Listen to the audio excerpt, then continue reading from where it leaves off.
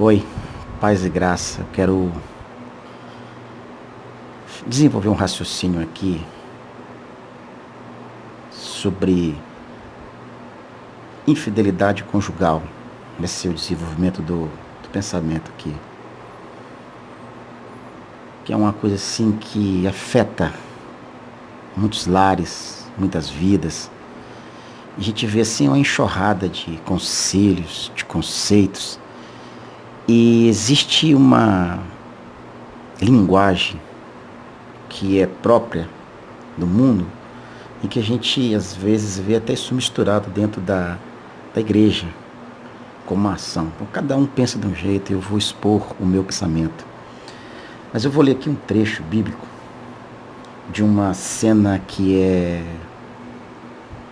muito conhecida, que é a ação imprópria de Davi, capítulo 11, que fala sobre o adultério e um homicídio cometido por Davi. Mas eu não vou ler até o trecho da projeção de homicídio, mas apenas a questão do adultério, para poder falar sobre essa questão de infidelidade conjugal. Está escrito assim o texto, capítulo 11, a partir do verso 1.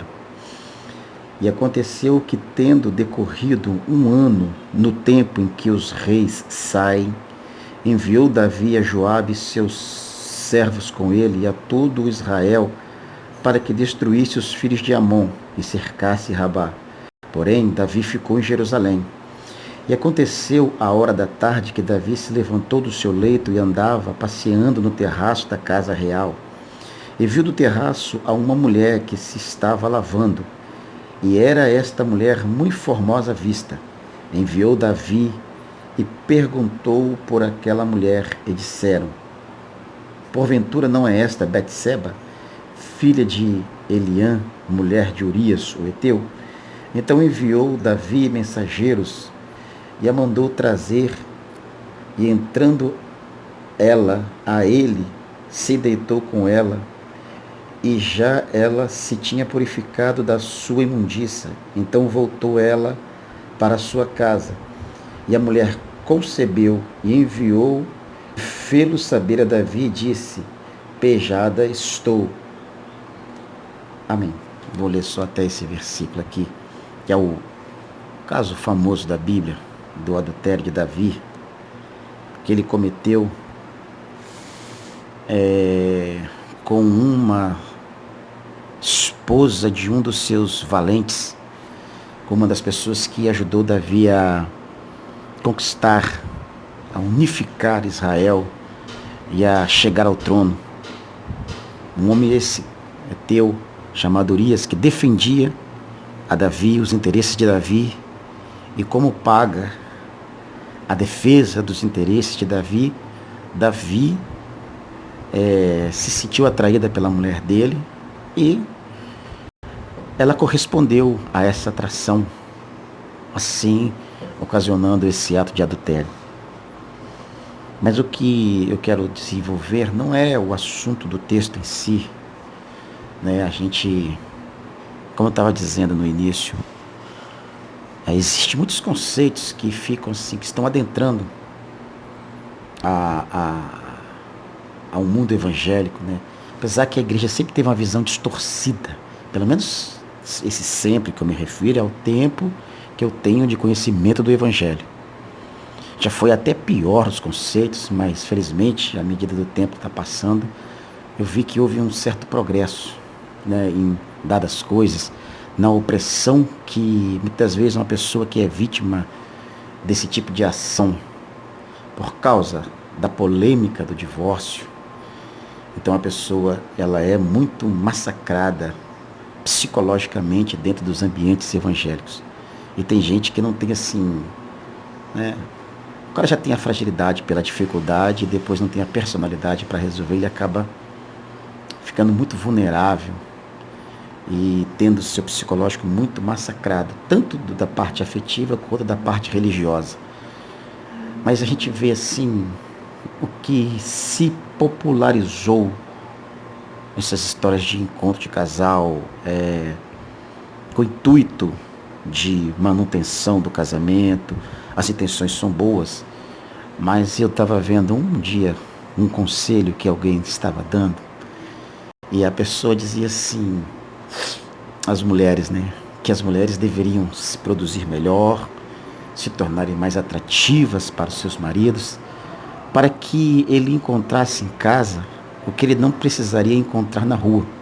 Então, se a mulher oferecesse a esse marido a tudo aquilo que ele necessita ter como marido, ele não sentiria necessidade de procurar fora do lar.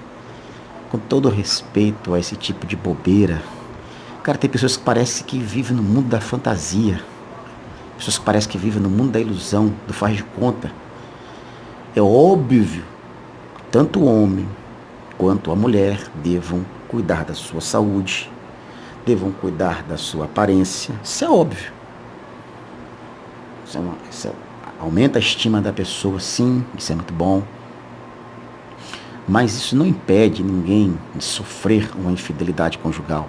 Até porque quem é uma pessoa infiel, ela não se tornará fiel por causa de nenhum atrativo dentro do lar.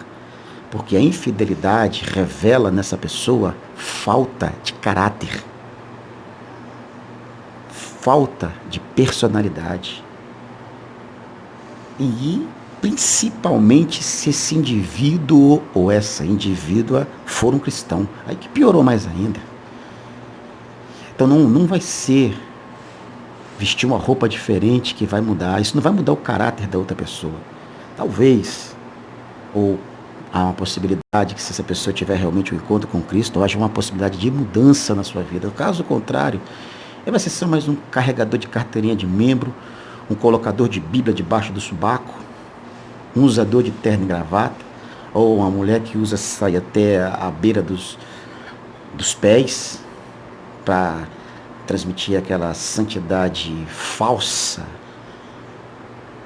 estereotipizada de aparências, mas que aqui dentro do seu ser não houve nenhuma mudança. Então, a questão aqui em si da fidelidade, ela não diz respeito a como você se veste, e sim ao caráter da pessoa. Quem tem caráter não usa argumentação desse tipo para poder trair ninguém. Davi é que se revelou um cara com falta de caráter. Uma pessoa que a Bíblia deu um certo testemunho sobre muitas qualidades dele, mas revelou uma fraqueza de caráter dele.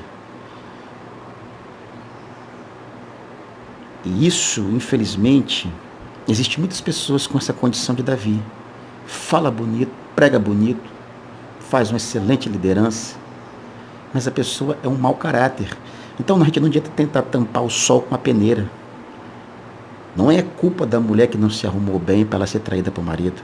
Não é culpa do marido que não deu as flores para a esposa que fez ela trair ele. Não foi o mau caráter dessa pessoa que foi a traidora. Então a gente tem que colocar os pingos nos seus devidos is. Existem pessoas que ainda querem lutar por um casamento falido pelo adultério. Que Deus abençoe e se possa ser restituído, mas na maioria dos casos, na maioria das vezes, quem trai uma vez, traz duas, três, quatro, cinco, seis, sete, oito, nove, 10, trai e não para de trair. Trai e não para de trair. É difícil haver uma real mudança nessas vidas.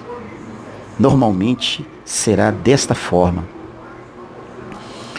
Então, a gente devia focar na parte realmente interessante da história. Quem resolve fazer esses encontros de casal, trabalhar no caráter da pessoa, ser sincero em avisar que quem é um traidor, quem é um leviano, um infiel, é porque infelizmente a pessoa que casou com essa pessoa fez uma escolha errada, escolheu uma pessoa de mau caráter, uma pessoa que não vale a pena ser dividido propósitos e sonhos, porque é uma pessoa leviana. Então, culpa não é da arrumação do cabelo, do usar ou não usar o brinco, do passar ou não passar o batom, do homem se vestir de X ou Y maneira, de dar flores ou não dar flores, mas é uma questão de caráter, uma questão de caráter. Agora, alguém pode questionar ao falar sobre algum tipo de debilidade de saúde que impeça de ter uma relação sexual ativa, bom, então vai procurar médico. Procurar médico, profissionais para tratar do assunto, senta, conversa, chega a um denominador comum. Se não dá, cada um vai para o seu lado, mas se é uma possibilidade, se essa é a interferência, vai. Agora, a questão de trair, a traição ali já não existe desculpa de roupas ou de gestos. Existe uma falta de caráter e que ela é camuflada pela própria pessoa que faz a traição e faz o traído se sentir culpado, quanto agora alguém frequenta um ambiente de ensino, de estudo, que continua fazendo o cara traído ou a mulher traída ser o culpado da história, porque não se preparou adequadamente para o outro cônjuge. Fala sério, cara. Ensina a verdade, ensina a realidade, ensina a verdade. O infiel, o leviano, ou a leviana, ou a infiel, essas pessoas sim, são os vilões da história e não quem é traído. Amém?